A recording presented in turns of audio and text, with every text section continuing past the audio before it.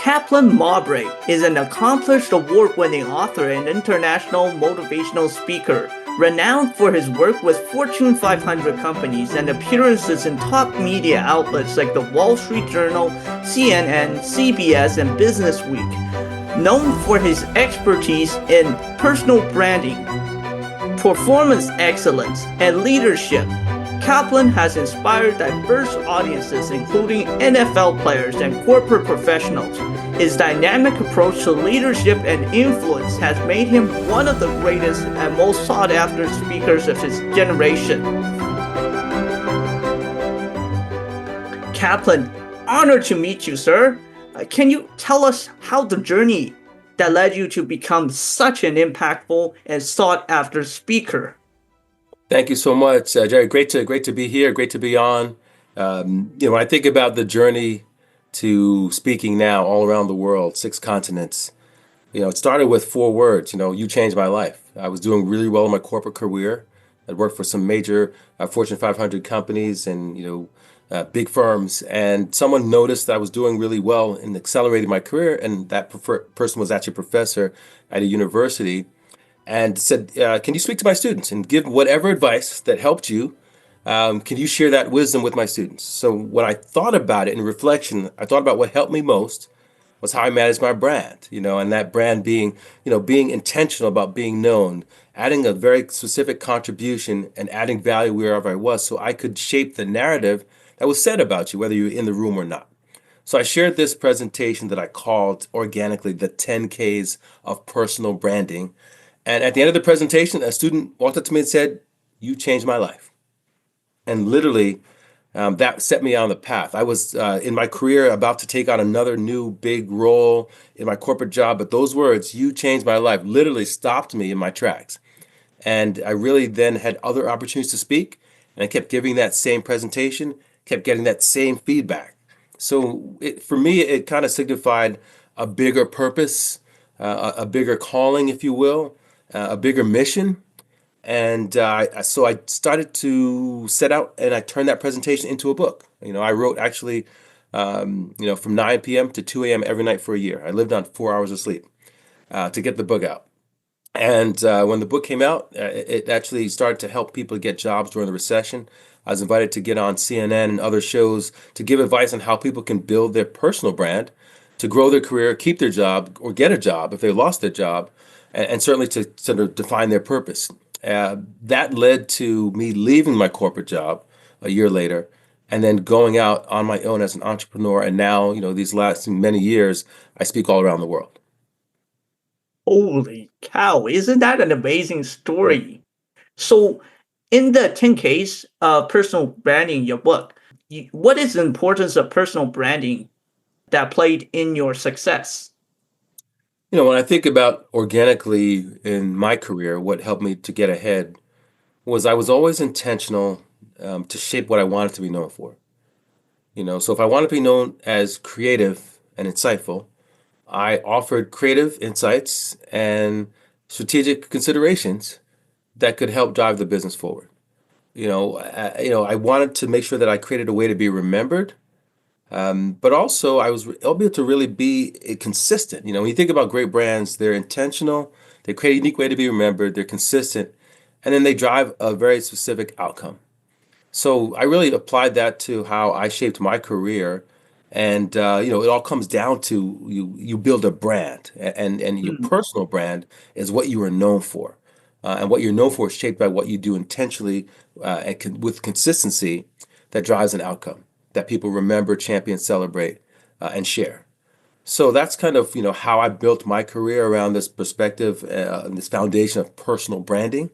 I was one mm, of the early professionals talking about this. mm. When this topic kind of was really born out of the financial recession, of early 2008, 2009. But specifically, I really talked about the power of being intentional to shape what makes you different, what makes you stand out, and why you over someone else. Oh, wow. So, if we can imagine this personal branding as like a tree, right? You can branch off into your resume, your personal image, the way how you speak, Sort of like that. Yeah, it's the personal brand is the epicenter. You know, Epicenter. the epicenter is the heartbeat of what you want to be known for, the Mm. standards that you have, the values that you share.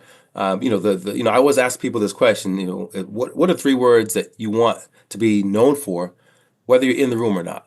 What's that characteristic that defines you in the absence of your name? So your personal brand then extends through how you communicate. It extends to your personal brand online. Your online brand, your offline brand should find a level of consistency. It extends to the way you do things with intention. So it embodies the essence of who you are, the essence of your identity, your persona, but also it gives you a guide and a standard for how you're going to show up. And at the end of the day, it's the how you show up that people remember, and that becomes your brand. So the key is how you show up. And how did your first major speaking engagement come about? And what did you learn from it? I was speaking in my career as a leader in the Mm. business, but after sort of giving this talk, where the student shared, you shared, you changed my life. I'd gotten other opportunities to speak at some conferences, and I'll never forget just being asked to speak at a conference. And next thing I know, I'm speaking at a conference. It was me and three other major celebrities, and I was just starting my career. It was a big conference, and on that stage, I brought a level of energy and engagement. And I was invited to speak because my book had just come out. I'd just been on CNN, and I actually spoke at the Super Bowl. Some years after that. But I was invited to give this perspective on this new topic called personal branding and its connection to helping people to grow their career. So it was really, a result of just being consistent in growing my brand, but also after that big media interview, it led to some high-level speaking engagements, including speaking at the Super Bowl. Oh, for the average person, how can personal branding help one grow their careers? I think, when you think about you have a brand, whether you like it, know it or not, whether you know it or not, someone is watching you, listening to you, watching how you're showing up, and they're assessing and giving you a perception in their mind, a perception of your value. Do they like you? Do they not like you? Do they champion you? Would they refer you for an opportunity? Would they hire you? You're always emitting a brand. The question is, are you in control of the narrative or is someone shaping it for you? So when you think about growing your career, one of the things that I think is really important is to just ask yourself the question, what do I want to be known for? What am I willing to do consistently to shape that narrative? And what do you want said about you when you're not in the room? And then what are you going to do at all phases of any interaction that someone has with you, any interaction they have with you? What are you going to do to actually champion that consistent level of focus, intention to shape that of what you want to be known for? And it can help you grow your career because now when you're going for a role, you can say what differentiates me from the other candidate is this. What I'm very proud of is I've consistently driven great results. So now you can see that I have a pattern of excellence. That becomes my brand. But you can be very intentional about how you talk about yourself. A lot of people have a hard time talking about themselves, but sometimes they need to, especially when you're going for an opportunity. So having a focus on your personal brand gives you a powerful focus on how to communicate your value, which can help you advance your career, to be intentional about your results, which can help you advance your career, and to really shape what makes you different, which can help you advance your career. It's sort of like finding your definite purpose in this world, right? Absolutely. And purpose, is driven oftentimes by, the bigger meaning that you have on something or because you're a part of it. Your personal brand gives you a sense and a focus on what do I want to be known for, both professionally as well as, personally. The purpose around your persona, who are you as an individual? And then who are you as an employee, as an executive, as an entrepreneur, as an individual? It all comes together. So absolutely. You work with a lot of people with a lot of influence. So, what drives your passion for connecting with diverse audiences from NFL players to corporate professionals? I work with a lot of CEOs, a lot of leaders across companies and organizations all across the world. I work with world-class elite athletes. Um, I work with doctors and space agents, and so the list goes on. But what really the passion comes from helping people to become better. at whatever level you are in your life or your career, your business, your industry, your sport, there's always a level of better that exists above you that you're striving Mhm. for. And CEOs and leaders are striving to be better leaders of their organization. World-class elite athletes are trying to be better, in terms of what they do or achieve a personal best in their progress. So I think when you think about your brand and the passion to help people to achieve a level of betterness in them or a better result for them, it gives me a passion that I can be someone who could be a catalyst for that. And how do you teach these already high performing leaders to achieve even greater levels of success? It's a great question because, the question always is, how do you teach people who have already attained success, especially at an elite level, to be even better? The first, perspective is around standard. You are the result of your standard. So the moment you become complacent, you lower your standard. But the moment you become curious on how to become better, you raise your standard.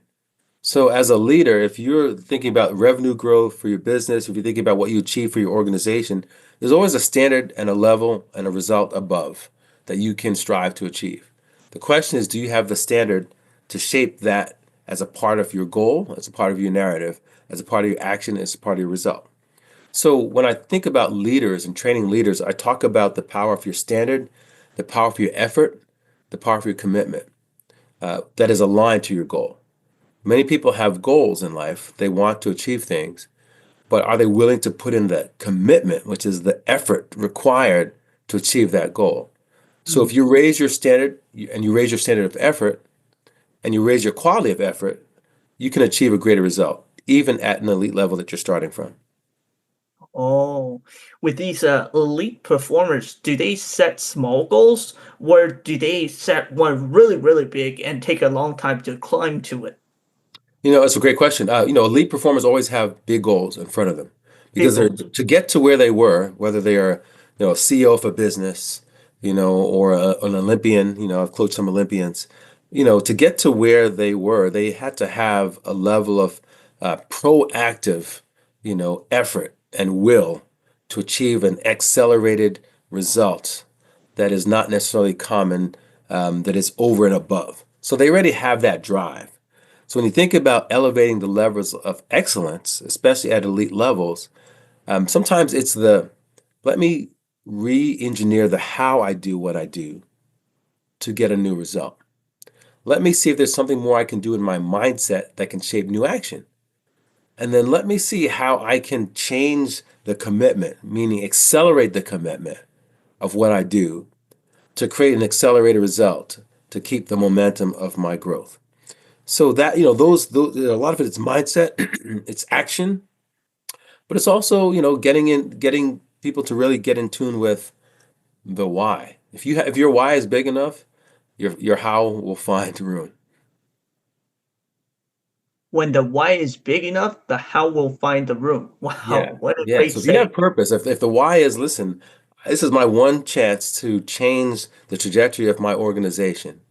And I know I will not be in this leadership role for forever, but I know I've got 2 years as a CEO to lead this business to a transformation. And I want to be the one from a legacy perspective to drive that transformation. That's my why. Then you'll find the way to do it. Your how will show up if your why is big enough. You've been featured in some of the world's most prestigious media outlets, right? Like CNN, Wall Street Journal. How do you prepare for such a high profile interviews? Wall Street Journal, CNN, BizAsia is another, another media outlet that I'm proud to have been featured on. I think about the media, and sometimes you have a minute, 2 minutes to convey a big idea, to create a way to be remembered, and to maybe teach someone something that they would drive curiosity to come back to you. So Mm. when we think about how I prepare, I always ask, what do I want people to do after seeing the interview? Whether it's on CNN or Fox or, CBS, whatever it is, what do I want them to do? What I want them to remember? What I want them to learn? And what would I want them to know about me in that minute? In that minute, in that, minute interview, in that 2 minute interview. So I start with those questions which drive a level of intention and readiness. So oftentimes we live in a soundbite, world. People pick up on sound bites. So when I say, in today's world, you have to be not a question but an answer. Be an answer. Those sound bites carry weight. Those sound bites, carry the ability to be shared. So, I prepare with what I want to teach, how do I create a way to be remembered, what I want to be known for, and then how can I communicate something in a way that drives curiosity where people will actually come back to me, come back to my website, or inspire action to come and bring me into their organization? Wow. And how do you how do you approach and navigate differing opinions after a speaking engagement? I think as a speaker, you are a servant of thought leadership. Mm, And my job is not to worry about who necessarily agrees with me or not. It's to raise the level of consciousness where someone can do some thinking on their own that motivates them to be better. My job in any speaking event is how can I make this audience, these attendees, better for the 60 or 90 minutes that they heard me speak? And so my focus is really on not whether they agree with my opinion. It's more on have I raised their level of thought and consciousness about themselves that mm. allows them and inspires them to take action to be better in life, in their career, in their business, in their sales, in their health, in their relationships, with their time. And that's what I do. Every engagement, that's what I do. I raise the level of thought, but my goal is for people to have a conversation with themselves. So it's Mm. really, less about whether they agree with me or not. It's are they willing to and be inspired to take new action in their life that makes them better. I really like that, a servant of thought leadership. I have to take note on that. I really like that phrase. And what advice would you give to someone looking to enhance their media presence and communication skills? Just be consistent. I think we have a lot of great tools now online, whether it's podcasting like this great Mm, podcast. It's leveraging social media and other channels. Just get out there and share. Get out there and appear. Get out there and practice. Get out there and be known. And you'll be comfortable, just talking and have a conversation, or comfortable sharing and have a conversation, comfortable being known for something that you talk about. Obviously, having some media training does help because you can understand, how to sort of take advantage of time or be efficient with time when you have to get a message, a big message out in a short amount of time, but you have a great platform and spotlight to do it. So training can help you do that. But generally the best practice is just getting out there and appearing, being present, being willing to go and share, come on mm. podcasts and have conversations and get comfortable with talking about yourself or what you do or the outcome of what you do to help others. Wow. If you mind me asking, because you speak very fluently, right? You speak to the point. Um, what helped you? How did you start? I mean, I love having a conversation. I love finding creative ways to deliver a message. I Mm, didn't take formal, speech or speaking training, and I know there are great groups like Toastmasters and things like that do that. I wasn't necessarily a student of that. I'm a student of life. I like to find creative ways to convey a message. I think what helped me, partly is also I'm a musician, so I play the saxophone. And as a musician, you're a performer. And even though I wasn't speaking, I'm playing notes, you're still performing. And so finding creative and clear ways to articulate an idea, I think is powerful, and it comes from just really the ability to want to do it. I want people as a speaker, I want people to remember me.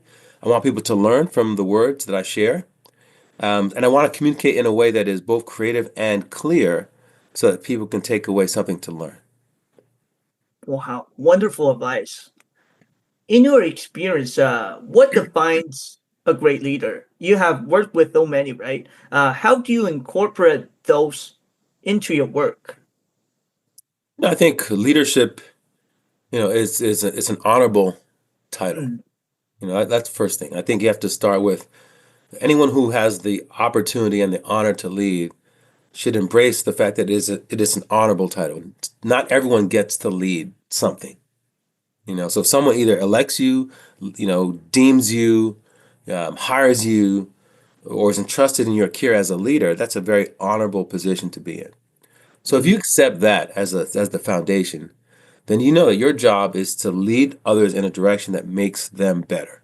And I think that mm, the greatest leaders have made the people around them better.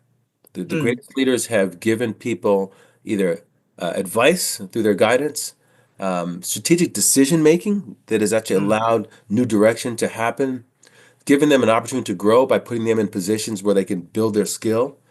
They put people in positions where they could course correct and mitigate some risk. So I think leaders are servants. It's a very honorable title. But the best leaders are those that actually are intentional about finding ways to make others around them better, as they also use their position as a leader to really create a more positive outcome for whatever they are entrusted to lead. And I believe there are two things leaders do. They solve problems and they create opportunities. solve problems and create opportunities. Wonderful. And could you share to us memorable feedback that you've received from someone whose life you've impacted? Well, I mean, I think, when I think about that question, there's two particular instances that stand out for me. One was the first time I went to speak, and I heard literally from this student, "You changed my life." Those are four words. You changed. Mm, So those words changed my life because it literally put me on a whole new path. That is the life I live and lead now, traveling around the world speaking. So I think that was probably the most profound piece of feedback I've ever received. You changed my life, and I've received that, on multiple occasions now. Talking to people, helping people around the world with their life, their career, their business, their health, their time, their relationships, their growth. mm, But I would say, in addition to that, there's something that also stood out to me, and it was early on in my career. Someone shared with me, don't let the perfect get in the way of the possible, and it's something I carry with me. Don't let the perfect get in the way of the possible. And what that means is, in life, you can always course correct, but you have to be present and intentional and in the game to make something happen. So spend your life focusing on making something happen, being intentional, creating an outcome and a result. And that led me to always be aware of the opportunity to be present, to take an action, to make a difference, to show up, in today's world, be just show up. Because half the battle in life is just, are you showing up for the opportunity? So that really mm, helped. And then, finally, I would say I signed all my books, the 10Ks of personal branding, with this message. It's my quote: "Live life by decision, not by default." And mm, what that means is your life should be something that you design. That mm. you sort of with intention live. It shouldn't happen to you. You should make it happen. So live life by decision, not by default. It's a quote that I share. It's my quote that I share on all the books I sign, and it certainly has been an inspiration to my life to be intentional about everything. Whoa, that's amazing. And your book is called The 10 Ks of Personal Branding. The 10Ks of personal branding. Yeah, it's available anywhere books are sold, including my website, kaplanmobray.com. And that's where the audience can reach out to you, right? Yeah, I would say, I love, so we're in a world now where, I love that we have open access. I love when people reach out to me on LinkedIn, Mm, on, Instagram, Facebook, TikTok, Twitter, whatever, at my website. It's today's world.